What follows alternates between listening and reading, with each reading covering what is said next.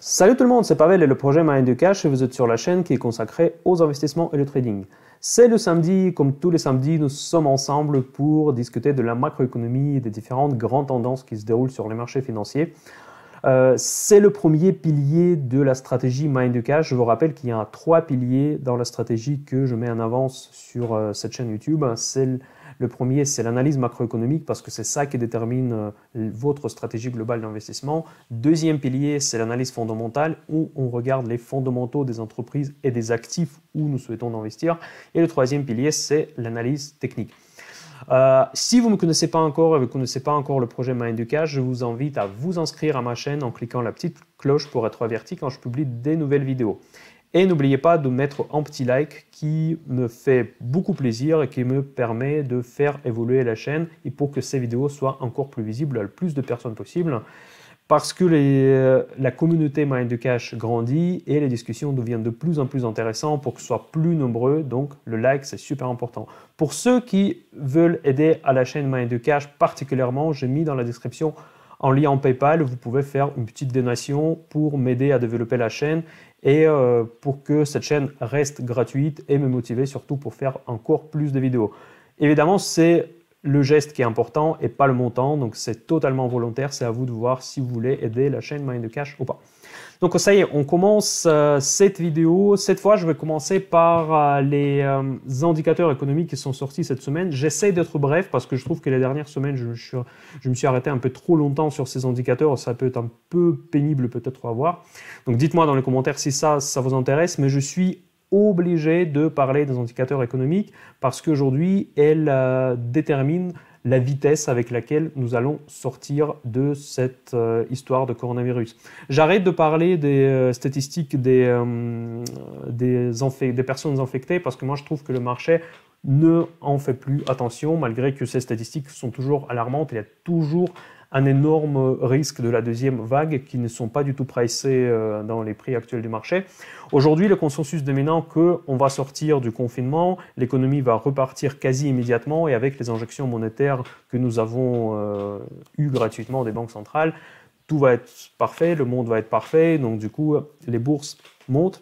Mais ça, c'est un point sur lequel on va creuser un petit peu plus dans cette vidéo. Et le sujet spécial de cette vidéo, parce que maintenant je vais faire des sujets spéciaux à chaque fois dans les vidéos hebdomadaires pour les rendre un petit peu plus intéressantes, ça sera l'endettement. En fait, parce qu'on m'a posé il y a assez longtemps déjà une très bonne question à laquelle je n'ai toujours pas donné de réponse, mais cette question elle est super importante et je vais l'aborder plus tard dans la deuxième partie de cette vidéo. Voilà, donc les indicateurs économiques très rapidement, donc on continue à recevoir les indicateurs catastrophiques. Je vous déjà disais dans la précédente vidéo, c'est qu'on quand on regarde les indicateurs, on se sent d'être dans la grande dépression, vraiment dans une crise historique. Ça sera peut-être le cas parce qu'on est encore dans le présent, on n'est pas encore dans l'histoire. Donc, et les statistiques, déjà les attentes des analystes par rapport aux statistiques sont hyper pessimistes et quand vous voyez du rouge, cela veut dire que ça a été encore pire que les analystes s'attendaient. Les analystes, évidemment, ils essaient de pricer l'impact de coronavirus sur l'économie globale, mais quand c'est du rouge, alors c'était encore pire. Donc vous voyez qu'il y a beaucoup de rouge. Donc les indices que moi je regarde particulièrement, bon, l'Europe, je regarde moins parce que toujours on suit les États-Unis. Heureusement ou malheureusement, chacun décide. Mais donc, l'indice manufacturier allemand, il était très proche aux attentes des analystes. Mais l'Allemagne, c'est le meilleur élève de la crise. Donc, il faut tenir ça, prendre ça en compte. Aux États-Unis, les indices PMI. En fait, qu'est-ce que c'est les indices PMI? Je vais vous donner juste pour ceux qui sont intéressés à tout cela. En fait, c'est un indice des Purchase Management comment ça s'appelle? Inventories, si je ne me trompe pas.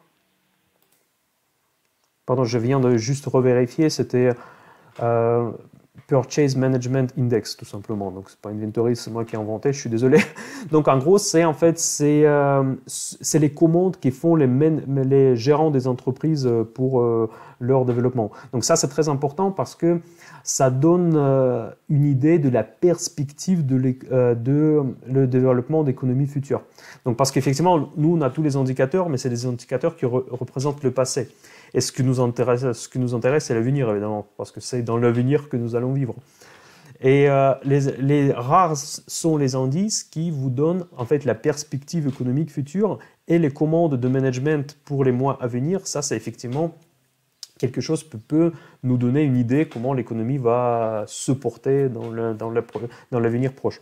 Donc c'est pour ça que ça peut paraître mineur comme truc, l'indice PMI, mais finalement c'est beaucoup regardé par les bourses et par les économistes, cet indice, parce qu'effectivement ça donne une idée comment l'économie va repartir dans les prochaines semaines.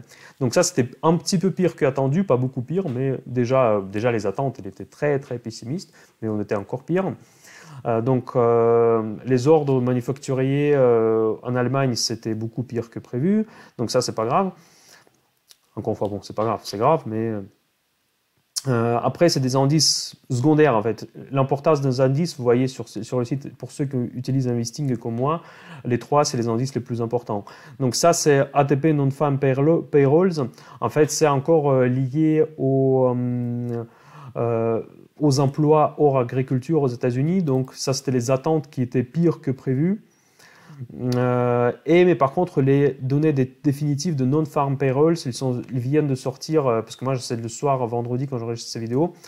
Là, ils viennent de tomber. Il était un petit peu légèrement meilleur que prévu. Donc, parce que le consensus, il était trop pessimiste.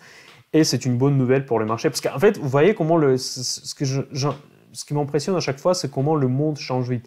Donc, si vous me montrez ces statistiques il y a encore 2 mois, donc j'aurais pas cru, parce qu'en fait, voir de 22 millions, 20 millions et demi de nouveaux chômeurs, de demandes d'inscription au chômage, c'est quand même du jamais vu, en fait. Vraiment, en tout cas dans ma pratique d'investissement, c'est vraiment quelque chose, je pense, que je n'ai jamais vu. Oui, voir ces chiffres pour un des indicateurs économiques principaux des États-Unis qui représente vraiment la santé du marché d'emploi dans la première économie mondiale, c'est vraiment quelque chose d'impressionnant. Donc vraiment, on va arriver certainement au chômage qui va frôler 20% à la fin de cette crise. Mais encore une fois, le marché, c'est le marché qui décide tout. Le marché croit que cette situation va s'améliorer très vite, on va s'en sortir et on va repartir à la hausse très rapidement juste après la sortie du confinement. Voilà. Donc, je ne vais pas trop m'arrêter sur les autres statistiques. Globalement, il était mitigé. Donc, c'est que il y a une statistique qui m'a beaucoup surpris. Par contre, ça, il venait de Chine. C'est une hausse surprise des exportations chinoises. Mais par contre, il faut faire attention aux statistiques chinoises parce qu'il y en a beaucoup sont nombreux ceux qui ne croient pas vraiment à ces statistiques. On n'a aucun moyen de vérifier la fiabilité de ces chiffres. Donc, il faut prendre avec des pincettes, mais sauf que des pincettes sont un petit peu opaques parce qu'on ne sait pas vraiment comment ces chiffres ont été calculés. On doit leur croire sur parole. Et vu qu'il y a des tensions encore avec les États-Unis, encore les Chinois qui essayent de rattraper les États-Unis, voire d'avancer les États-Unis sur la scène économique mondiale, c'est possible que certains chiffres peuvent être un petit peu loin de la vérité. Donc du coup, ils ont donné de bonne humeur pour les marchés financiers, mais pas tant que ça, parce qu'évidemment, les investisseurs, ils prennent un petit peu à moitié à sérieux ces chiffres qui sont en provenance de la Chine. Voilà, donc maintenant, nous regardons mon radar global de la situation macroéconomique. Donc, au niveau des indices S&P 500 et Nasdaq, c'est là où on va avoir une petite discussion pour vous préciser de quoi il s'agit.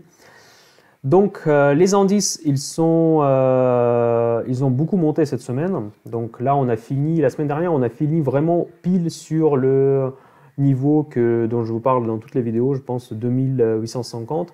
Maintenant, on s'est stabilisé confortablement au-dessus de ce niveau.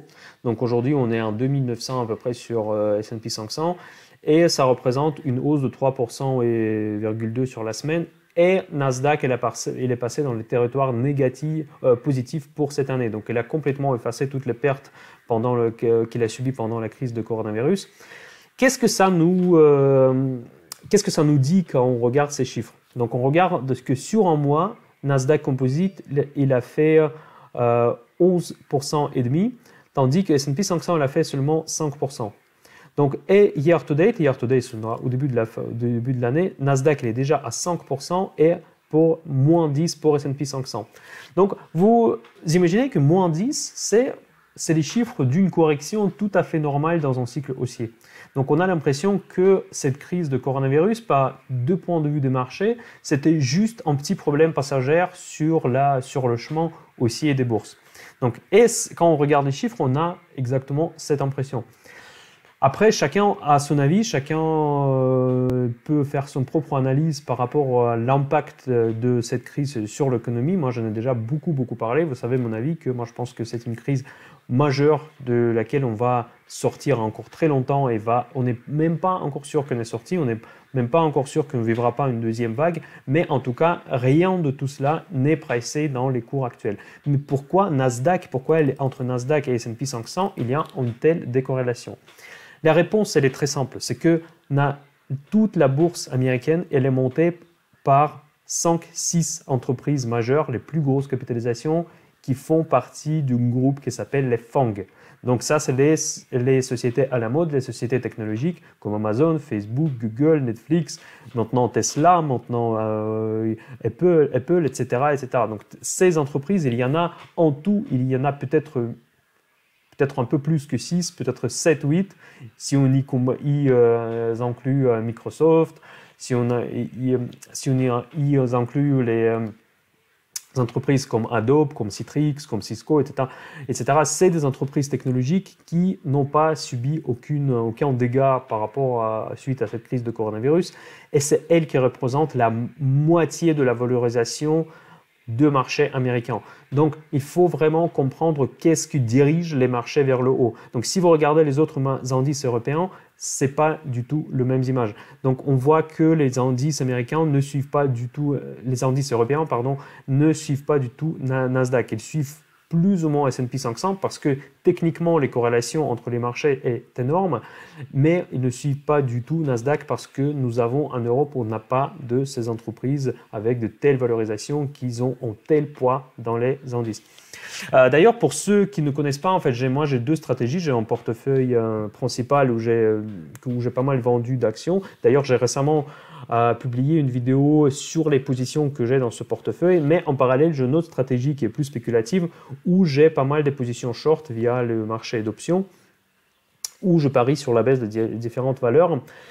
Et pour moi, en fait, quand je regarde ce portefeuille, c'est impressionnant, les bourses montent, mais à cause de ce phénomène, mes positions se portent plutôt bien. Donc là, je suis proche de l'équilibre parce que les actions que j'ai choisies à shorter ne pas tellement rebondi. Donc, c'est parce qu'en fait, j'ai choisi les actions qui sont les plus touchées par cette crise, évidemment. Donc, je n'ai pas commencé à shorter Amazon, Microsoft, etc., etc. Et c'est ces actions qui ont dirigé le marché vers le haut et les actions que je shortais, ils sont plus ou moins aujourd'hui à l'équilibre.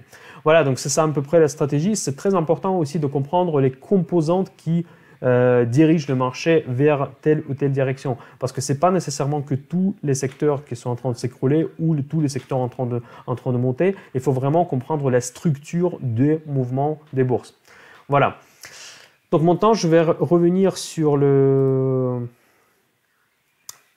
tableau de bord. Donc on voit que oui, le pétrole, il a beaucoup rebondi également. Bon, le pétrole, il y a plusieurs rumeurs qui circulent qui font rebondir les cours du brut.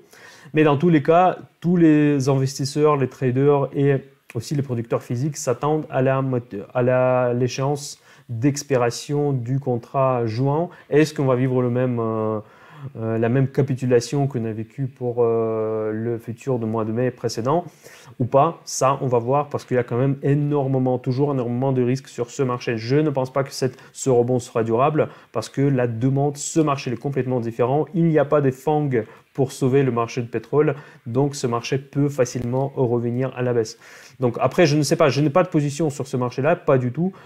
J'ai des positions short sur des sociétés pétrolières, mais je ne spécule pas directement sur les cours de pétrole parce qu'effectivement, la volatilité moyenne aujourd'hui, elle est à 120% à peu près par an. Donc, c'est énorme. Juste pour vous donner une base de comparaison, c'est que en temps normal, la volatilité des cours de Brent annualisé, il était de l'ordre de 30 et quelques %. Donc aujourd'hui, on a 120, donc c'est quoi? C'est 4 fois plus. Et à la fin, à l'expiration du mois de mai, on a frôlé 600%. Donc vous voyez, donc c'est un actif qui a une volatilité qui est comparable à Bitcoin aujourd'hui. Donc on ne peut pas vraiment...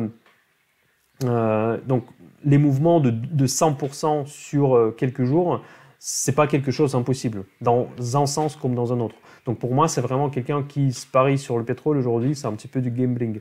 Donc parce que, à moins que vous avez les moyens de stockage. Si vous pouvez stocker le pétrole, effectivement, vous pouvez acheter avant et après attendre et espérer que dans 2 ans, vous allez le revendre à 60 ou 70, si c'est votre vision. Mais quand vous spéculez sur les pétroles papier, ce qu'on dit, il faut toujours tenir compte de le phénomène qui s'appelle contango. Parce que en fait, vous avez un avantage de ne pas être obligé de stocker le pétrole, et c'est-à-dire vous avez un écart entre les futurs d'un mois quand vous passez en futur de mois suivant. Donc le futur de mois suivant, il ne va pas avoir le même prix que le futur de mois précédent. Vous allez avoir toujours un gap qui s'appelle en contango, et c'est quelque part implicitement le prix que vous payez de ne pas être obligé à stocker ce pétrole. Donc ce phénomène de contango peut effectivement vraiment éliminer toutes vos performances de vos ETF, de tout ce que vous voulez, en fait, quels que soient les produits papier que vous utilisez pour trader le pétrole. Donc, juste pour vous simplifier les choses, si vous ne pouvez pas stocker le pétrole, vous allez avoir du mal de parier au rebond long terme sur ce produit-là. Parce que tous les produits qui vont être accessibles seront basés sur les futurs directement ou indirectement, et les futurs, ils ont ce phénomène de contango qui va bouffer votre performance. Maintenant, de point de vue technique, qu'est-ce qui peut se passer sur les marchés financiers dans les prochains jours? Je vais vous montrer l'image un petit peu plus globale d'abord, parce que ça, c'est le canal que j'ai dessiné dans mes vidéos précédentes. C'est le canal haussier qui dure depuis des années 2000. Donc si vous regardez mes vidéos, vous avez vu mes vidéos précédentes, vous le connaissez bien. Voilà, donc il est là. C'est là le point où nous avons démarré ce grand marché haussier qui a duré pendant 12 ans presque. Et c'est que deux dernières crises, de la fin 2018 et la crise de coronavirus, qui nous ont fait sortir de ce canal. Et pourquoi je dis toujours que le niveau de 2850 aujourd'hui, il est très important? C'est parce que ce niveau, c'est là où on dépasse le seuil de canal. C'est après ce niveau qu'on revient dans le canal haussier de très long terme. Donc, c'est-à-dire que si on s'installe, si on arrive à revenir dans ce canal, effectivement, la tendance haussière peut reprendre. Et effectivement, ma vision qui était plutôt baissière sur les marchés financiers peut être annulée si on arrive à s'installer durablement dans ce canal haussier. Donc, je vais vous montrer ça un petit peu plus clairement sur le graphique. Donc voilà, là on est en train de se balader autour de ce niveau et ça fait 2 semaines qu'on essaie de casser ce niveau de 2850 et là il me semble qu'on a réussi. Pour l'instant, ma vision baissière n'est pas encore annulée parce que pour l'annuler, il faudra passer encore ces seuils techniques de 3000, s'approcher à 3000 et en passant à 3000, ça va annuler ma vision baissière de marché. Mais vu comment ça se passe déjà ici à ce niveau autour du bas du canal, ici, la bataille entre les acheteurs et les vendeurs, elle n'est pas gagnée. Parce que franchement, même avec des statistiques qui sortent un petit peu meilleures que prévu, sachant que le marché déjà a anticipé le pire, donc ça n'arrive pas à faire redémarrer le marché. Donc une fois qu'on s'approche à 2900, 2950, on a du mal à s'installer, on retombe sur le support de 2850 qui est assez puissant. Parce qu'une fois qu'on a cassé ce support, on a effectivement l'image technique qui peut nous faire rechuter vers très bas. Parce qu'ici, on va s'arrêter au niveau de 2600 où il y aura un fort support. 2800 aussi, parce que ça c'est un support avec lequel on a testé à plusieurs reprises il n'y a pas encore longtemps. Mais dans tous les cas, le chemin sera ouvert vers la hausse la plus durable et la suite de tendances baissières que nous avons entamées avec la crise de coronavirus. Voilà, de ce point de vue, pour moi, la semaine prochaine sera déterminante en termes de tendance boursière. Voilà, donc il faudra vraiment surveiller ce qui se passe la semaine prochaine. Il y aura des nouvelles publications, des statistiques macroéconomiques, ainsi que des résultats des entreprises qui sont fragiles, qui sont très fragilisées par le coronavirus. Comment le marché va réagir à ces publications? Ça, c'est la clé. Est-ce que ça lui permettra en fait de traverser cette ligne rouge et repartir vers la tendance haussière comme on a vécu depuis 2 ans? Et dans ce cas-là, on va peut-être oublier, comme aujourd'hui se comporte le marché, oublier comme un cauchemar tout ce qui s'est passé avec le corona.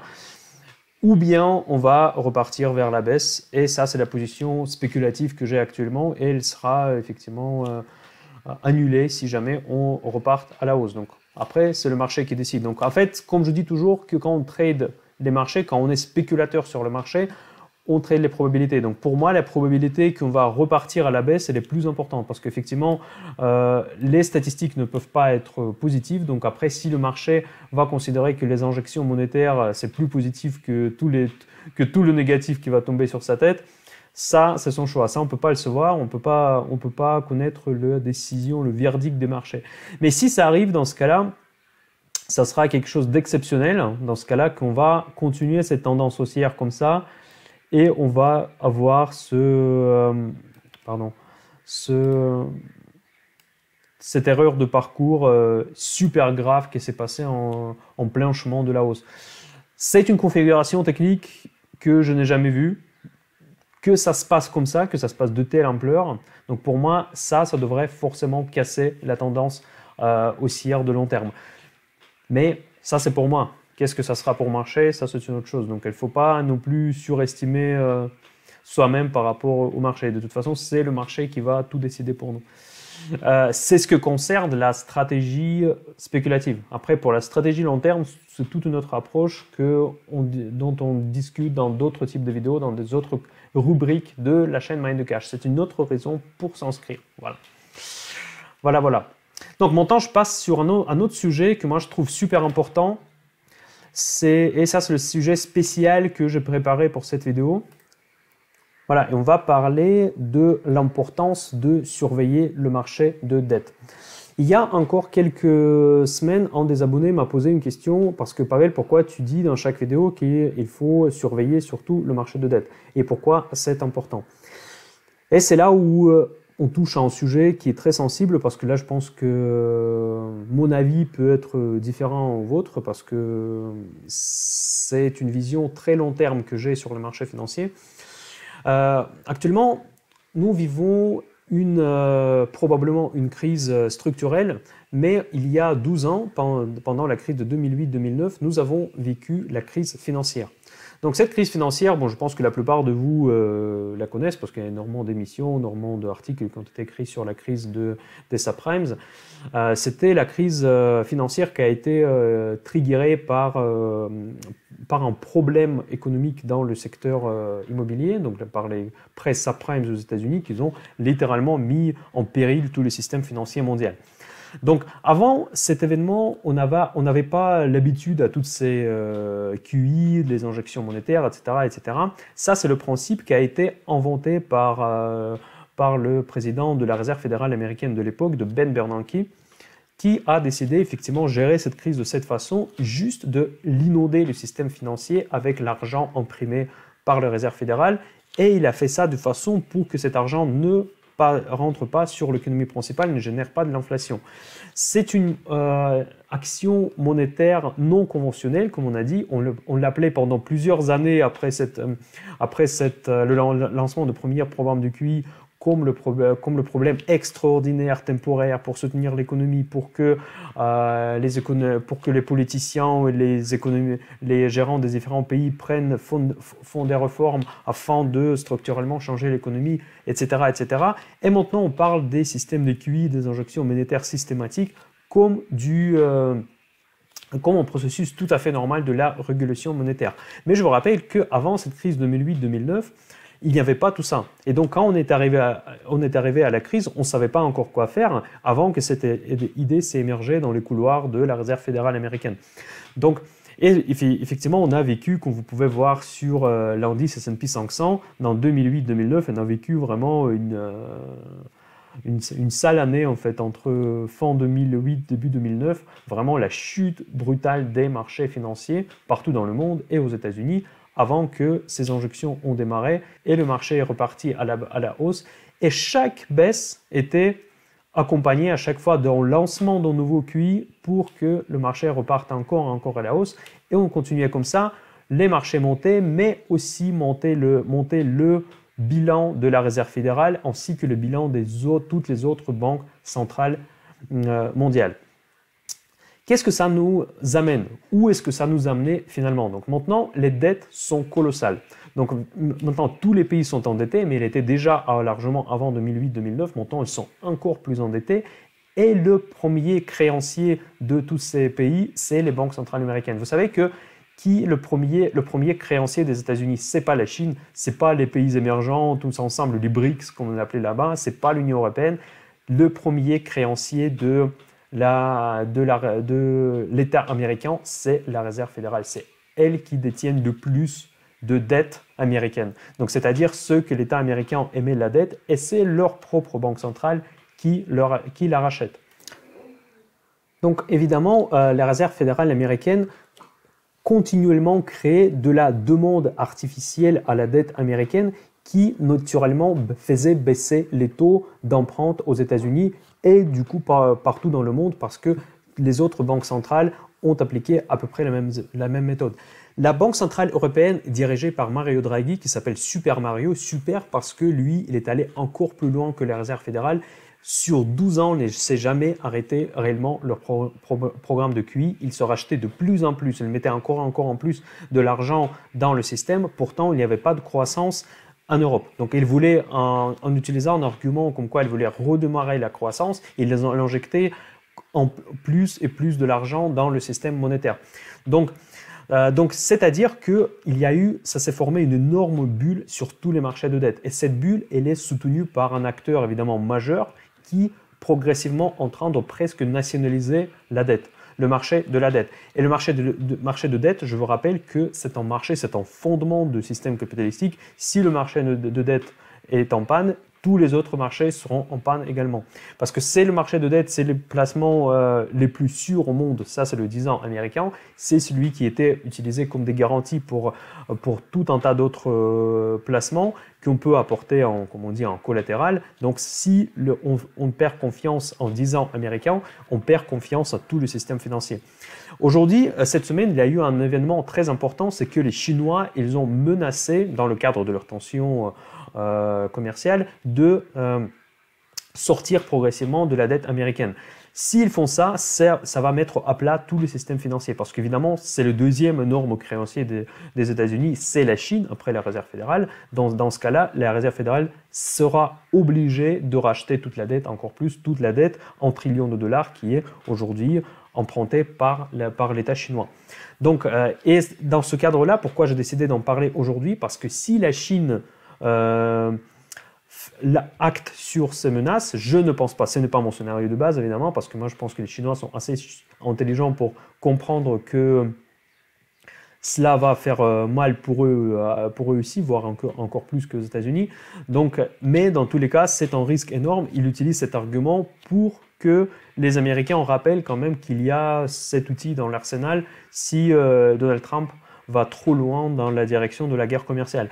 Donc, mais dans tous les cas, il faut comprendre qu'aujourd'hui, depuis 12 ans, on a créé une énorme bulle sur le marché de dette. On n'en parle pas énormément parce que ce n'est pas le marché que les particuliers ont facilement l'accès, mais cette bulle, elle est présente et le premier spéculateur sur ces marchés financiers qui rachète tout et n'importe quoi, c'est la Réserve fédérale, c'est la Banque centrale américaine, c'est la Banque centrale européenne, puis c'est la Banque du Japon, c'est la banque anglaise et toutes les banques mondiales font à peu près la même stratégie pour baisser les taux et rester dans ce paradigme des taux bas, voire les taux négatifs. Donc ici, je ne suis pas un économiste, donc je vous rappelle que je suis un amateur, je ne peux pas analyser tous les impacts macroéconomiques que ça peut donner, surtout le phénomène des taux négatifs qui est déjà bien présent dans l'économie réelle. Mais dans tous les cas, soit il y a deux solutions. Soit on est en phase de changement de paradigme, c'est-à-dire que les taux bas vont devenir une norme, une nouvelle norme. Donc, c'est-à-dire que ça peut aller, l'empreinte immobilier pourra être proposée à -1, -2, -4, -5% plus tard. Donc, et peut-être nos enfants ou nos petits-enfants, selon votre âge, quand vous allez lui dire que quand j'étais jeune, je devais payer les intérêts sur la dette, elles vont vous regarder les yeux grands ouverts en vous disant « Ah, c'est bizarre parce que pour nous, c'est tout à fait normal que c'est la banque qui nous paye parce qu'on en prend de l'argent pour investir dans l'économie. » Peut-être on est face d'un changement de ce paradigme parce que moi, j'ai du mal à me projeter dans l'avenir aussi lointain. Mais soit la deuxième solution qu'on est en face d'un crack complètement mondial. Donc, parce que si le crack sur la dette, sur le marché de dette arrive aujourd'hui, dans ce cas-là, effectivement, on ne pourra plus rien faire. Le crack, j'appelle que la situation quand les taux commencent à monter et les banques centrales ne pourront plus rien faire. Par exemple, s'il y a une inflation, ce qu'on appelle la stagflation, sans croissance, quand tous les outils des banques centrales ont déjà été utilisés dans les cadres des différentes crises pour gérer des différentes difficultés sur les marchés financiers et les difficultés économiques que nous sommes en train de vivre avec la crise de coronavirus. Donc, aujourd'hui, nous sommes dans une situation où tous les instruments des banques centrales sont utilisés. Maintenant, il n'y a pas de croissance. On sera certainement en récession. C'est sûr qu'on est en récession. Après, est-ce qu'on sera en dépression durable? Ça, c'est une question que les économistes se posent. Mais ceux qu'on est en récession déjà, c'est en fait. Et si maintenant, dans cette situation, les taux commencent à remonter, dans ce cas-là, ça sera vraiment la fin de la fin.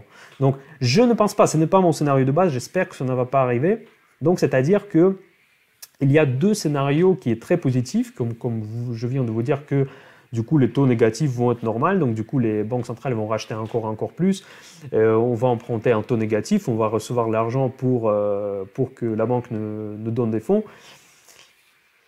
C'est possible, mais par contre, ce phénomène, encore une fois, je ne suis pas un expert dans l'économie, dans la macroéconomie, est-ce que ça ne va pas déséquilibrer quelque part le système financier et ça ne va pas ressortir ailleurs où on ne s'attend pas à avoir un problème, comme c'était le cas sur le marché repo en septembre dernier? Est-ce que cette injection massive ne va pas ressortir dans un phénomène qu'on ne s'est pas attendu? Ça, je ne sais pas. Et maintenant, à la tête de la Banque centrale, il y a une autre personne qui s'appelle Jerome Powell, qui a essayé de remonter les taux à la fin de l'année 2018 et ça crée immédiatement un crack boursier. Et un crack boursier où toutes les valeurs, c'était la première fois dans l'histoire, toutes les valeurs ont été massacrées, y compris l'or, y compris les crypto-monnaies, les actions défensives, pas défensives. Tout était à la vente en 2018. Franchement, l'ampleur de cette baisse était plus alarmante que l'ampleur de la baisse de coronavirus, en tout cas à mon avis. Parce que avec la baisse de coronavirus, on sait pourquoi ça s'est passé. On sait qu'il y a un problème structurel dans l'économie. On sait à quoi s'attendre. On ne sait pas à quoi s'attendre en termes de conséquences, mais on sait qu'il y aura un vaccin. Les personnes ont été mises en confinement. Il y aura une baisse, mais on s'attend déjà à ça. Mais là, il y avait une crise de la fin 2018 qui était assez représentative parce que juste commencer à parler de la hausse des taux, de changement de cycle baissier des taux de la Banque centrale américaine, a fait littéralement massacrer tous les actifs financiers. Et ça confirme effectivement mon idée, c'est que les taux bas, on va rester à vie avec ces taux, sauf la situation où quelque chose va casser et les banques centrales vont perdre le contrôle sur ce système. Et ça, c'est super dangereux. Et c'est pour ça que la première chose quand je regarde les marchés financiers, c'est je regarde les taux américains, parce que c'est le taux principal, ça c'est l'actif le moins risqué au monde. Est-ce qu'il est géré, il est dans la direction baissière? Donc s'il repart à la hausse, malgré les interventions de la Banque centrale américaine, malgré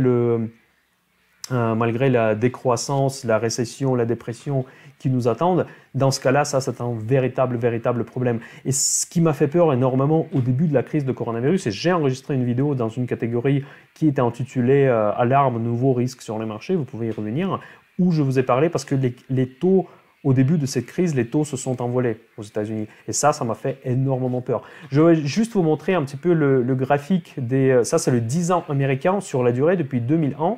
Et vous voyez qu'ici, la tendance est claire. Et en fait, juste pour vous expliquer, ça c'est le graphique de prix des obligations de l'État américain. Le prix, il est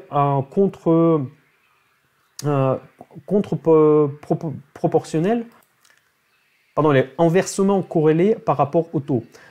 C'est-à-dire quand le prix de l'obligation monte, le taux mécaniquement baisse. Donc quand vous voyez les plus hauts sur cette courbe, au niveau de prix d'obligation, ça c'est le plus bas au niveau des taux d'intérêt. Donc vous voyez que chaque crise, le pic de chaque crise, il correspond à la baisse des taux d'intérêt parce qu'à chaque fois, c'est la Réserve fédérale qui est intervenue. La première fois, 2013, ça c'est la baisse drastique des taux. Après, les taux ont commencé à remonter et le prix des obligations a baissé. On arrive à 2007 quand les taux étaient au plus haut, bon, comparativement. Donc ça, c'est le plus haut des prix des taux américains. Et maintenant, on rentre dans la crise de 2008-2009 où les obligations, la Banque centrale américaine commence à faire ses interventions et le taux baisse. Voilà. Ensuite, les taux remontent et ça, c'est la crise des pays européens. Après, il y a une injection massive de toutes les banques centrales et les taux repartent à la baisse et l'obligation repart à la hausse. Et ce phénomène, vous voyez, les plus bas et les plus hauts, ça correspond toujours au pic des différentes crises dans cette tendance majeure des marchés depuis 2 ans. Et maintenant, nous arrivons effectivement à ce niveau. Donc là, les taux sont au plus bas. Donc, ce qui veut dire que la tendance, elle peut encore continuer. Donc, et ça, c'est ma vision, clairement. C'est vraiment, s'il y a un actif où je suis quasi certain, c'est la baisse des taux américains. Donc, on va forcément arriver vers quelque part là. Et donc, ça va confirmer cette formation d'une bulle énorme sur le marché de dette américaine. Après, ce que j'ai peur, c'est qu'un jour, je vais voir, cette tendance baissière va être cassée. Et donc, du coup, si on repart, à partir de là, on casse cette ligne-là et on repart ici, dans ce cas-là, les taux vont être à 5, à 10, à 15% sans croissance dans l'économie. Et ça, c'est la situation la plus dangereuse, la plus dramatique qu'on peut vivre dans l'économie. Ça sera 10 fois pire que le coronavirus. Et ni la Banque centrale, ni qui que ce soit pourra rien faire. Donc, effectivement, ça peut casser tout le système dans lequel nous vivons. Donc, en étant optimiste de nature, moi je surveille les taux d'intérêt aux États-Unis et quand les taux baissent, moi je suis content. Donc quand le taux américain il reste à 0,65, c'est historiquement bas, il n'y a pas de problème. Donc même 1%, même 2%, ça va être alarmant dans les situations actuelles, mais ça reste encore raisonnable parce que structurellement les taux sont souvent plus élevés qu'en Europe. Les taux en Allemagne sont négatifs.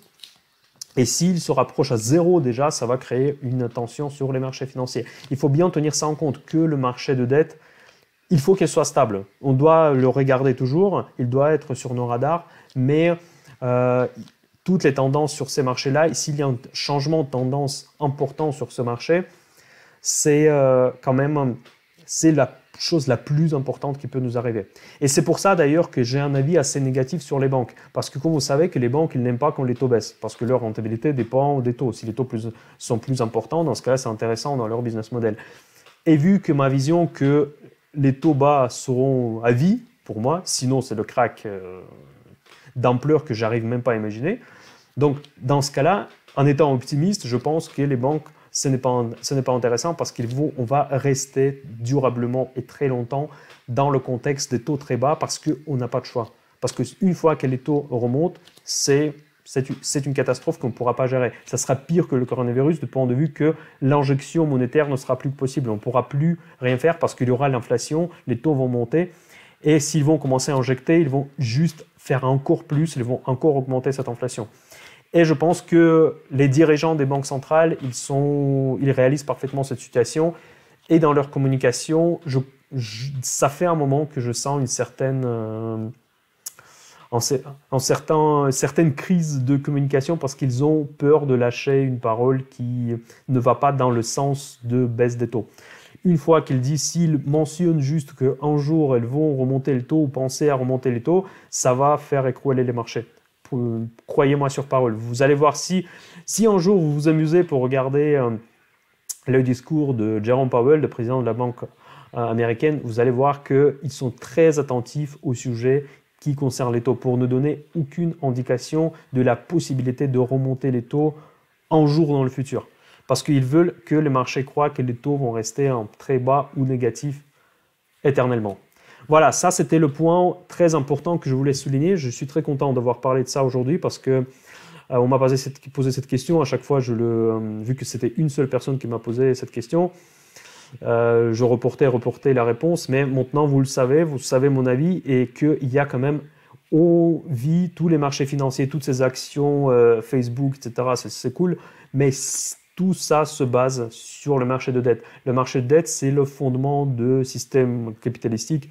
Si ce marché s'écroule, aucun autre marché ne pourra tenir le coup. Et ça, c'est une certitude. Donc, faites attention à cela. Si ce sujet vous intéresse, je peux enregistrer d'autres vidéos peut-être sur les banques centrales, sur plus le système monétaire, comment ça fonctionne plus en détail, si ça vous intéresse. Ça sera un sujet assez compliqué, assez technique, j'avoue. Ça peut être un peu pénible peut-être pour certains qui ne sont pas particulièrement intéressés à ce sujet.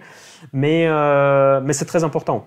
Le problème, c'est que malheureusement, quand nous investissons dans les actions, on est obligé à penser à ça parce que si ça ne va pas, si le marché de dette ne va pas, les actions ne vont pas nous sauver. Ça, c'est malheureusement le cas. Voilà. Donc, pour résumer cette vidéo, donc, rien de nouveau s'est passé sur ce marché cette semaine. On est toujours, les marchés restent optimistes. Nasdaq, tous les marchés américains sont portés par seulement 5-6 valeurs de FANG qui représentent 50% de la valorisation des marchés américains. Puis les autres sont à la traîne, ils suivent plus ou moins la tendance haussière, mais sans plus. Franchement, il y a des autres secteurs, on ne monte pas tant que ça. Les marchés, les indices autour de niveaux 2850, 2900, 2950. Si on franchit 3000 sur S&P 500, on peut parler de changement de tendance. Si on arrive à s'installer au-dessus de 3000, mais les vendeurs sont trop forts à ces niveaux-là. Donc ça va être très difficile avec des fondamentaux actuels de franchir ces niveaux. D'ailleurs, pourquoi les niveaux sont importants? Les niveaux sont importants sur les marchés financiers pour seule simple raison qu'il y a eu beaucoup de volume. Contrairement aux différents indicateurs techniques comme RSI, comme Ishimoku, des choses comme ça, les volumes, c'est quand même super important. Parce que par exemple, si vous voyez un niveau fort sur le graphique, c'est-à-dire qu'il y a beaucoup de gens qui ont vendu, ils ont acheté à ces niveaux-là. Par exemple, il y a beaucoup de gens qui ont acheté leur indice S&P 500 au niveau de 3000. Et ils ont vécu toute cette baisse de coronavirus jusqu'à 2200 avec des énormes pertes. Maintenant, quand ils vont revenir à 3000, psychologiquement, ils vont vouloir se débarrasser de ces positions pour ne plus avoir ce stress. Et c'est ça qui crée le phénomène technique des ventes massives à certains niveaux. Juste pour vous faire comprendre pourquoi certains niveaux sont super importants. Et aujourd'hui, on est vraiment dans la zone rouge où les vendeurs, il y a énormément de gens qui ont acheté après la première vague de baisse de début de coronavirus. Et c'est des gens-là qui veulent se débarrasser de ces actions parce qu'ils ne vont plus vivre le cauchemar qu'ils ont vu pendant le mois de mars, le mois d'avril. À voir. Donc, il faut vraiment des fondamentaux forts pour franchir ces seuils. Si on dépasse 3000, on s'installe au-dessus de 3000 S&P 500, cela veut dire quelque chose qui a changé fondamentalement dans la situation économique. Soit le marché il est dans un délire total, mais c'est possible aussi. C'est le marché qui sait la vérité. Donc nous, on ne peut pas l'influencer, on peut juste constater, on peut jouer les probabilités. Moi, je joue toujours les probabilités avec la baisse. J'attends que jusqu'à mi-juin, ça c'est l'expiration de mes options put que j'ai prises sur des actions que je trouve les plus faibles sur le marché américain. Et je pense qu'il y aura une autre vague de chute d'ici mi-juin. Voilà, c'est tout pour cette vidéo hebdomadaire. Mettez-moi des likes, n'oubliez pas avant de partir. Ça me fait beaucoup plaisir. Donc, on va discuter dans les commentaires sur tout ce que j'ai dit. N'hésitez pas à me poser les questions sur le marché de dette. C'est super important que vous compreniez le fonctionnement de ce marché et l'importance de ce marché pour le marché d'actions dans lequel vous investissez certainement ou vous voulez investir si vous regardez ma chaîne. Allez, Mind the Cash et bonne semaine à vous.